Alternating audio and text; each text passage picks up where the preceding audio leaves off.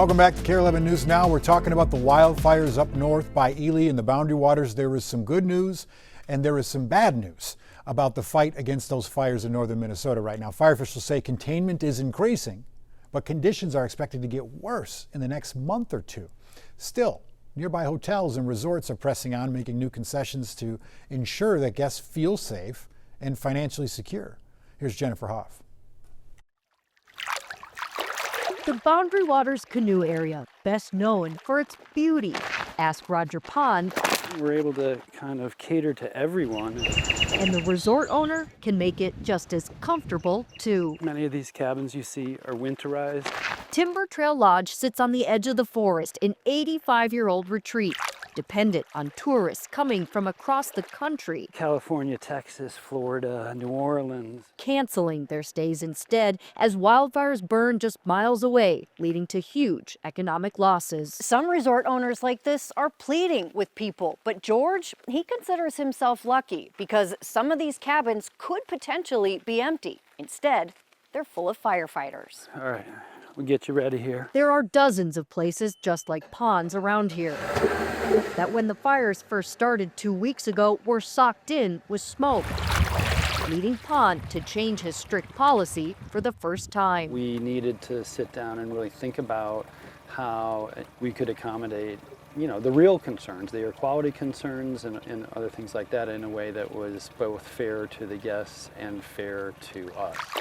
Now allowing guests to not only rebook, but issuing a nearly 50% refund if they cancel completely, something resorts hadn't even considered before. It's a weird line, right? I mean, because I don't think there's so many other scenarios that you can think of where we would not be, we wouldn't be thinking about the policy. And it's hard for me to even say what tomorrow is going to be like, let alone September.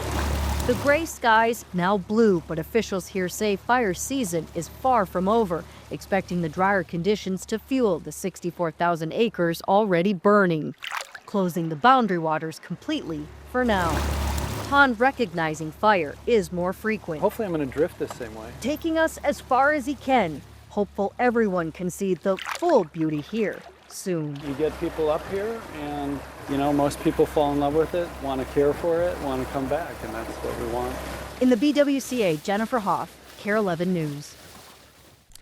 Along the Gulf Coast, Tropical Storm Bertha is making life miserable for millions. The storm made landfall east of New Orleans, packing drenching rain and winds up to 45 miles an hour.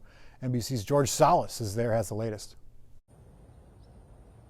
Things here in New Orleans certainly much calmer after Bertha turned to shore Thursday afternoon, but the storm still packed a little bit of a punch. We still saw some wind, rain, and some localized flooding. Fishermen, of course, taking precautions as well in some of the coastal communities like Venice, Louisiana. We saw one and met one who was packing up, saying this was still reminiscent of some of the storms past, although they were grateful that the conditions were not more severe. The Gulf Coast certainly impacted by Bertha. In places like Dauphin Island, Alabama, we saw cars that were covered in sand by some of the storm surge.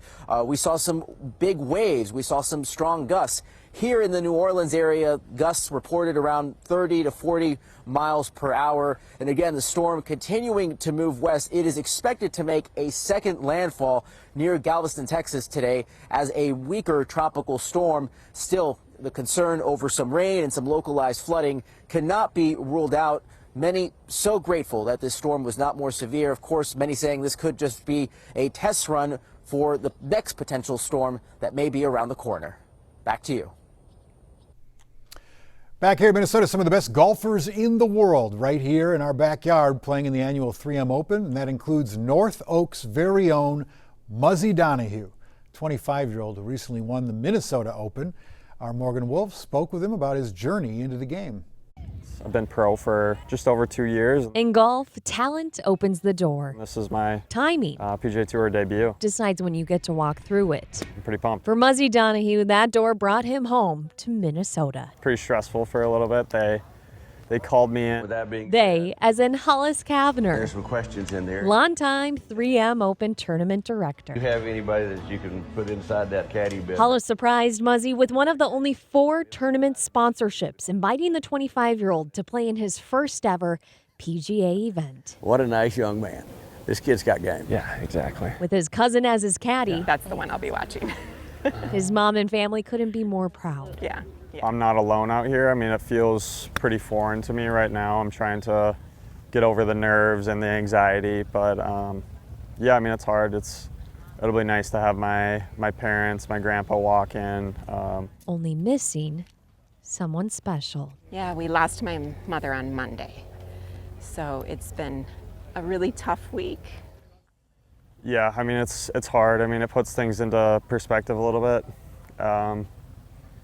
It's not all about golf, and I think she'll be with us this week, so. Timing, a reminder that opportunity doesn't always arrive when you expect it, She'll be looking down, reading my putts for me. but sometimes That'll be fun. exactly when you need it. She's here. She's on Muzzy's ball marker. Morgan Wolf, It's got my grandma on it. KARE 11 News. Muzzy is teeing off a little after 2 this afternoon.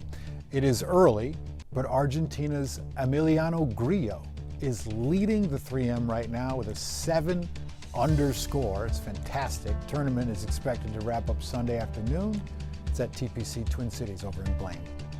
Stick with us, more news and weather coming up after the break.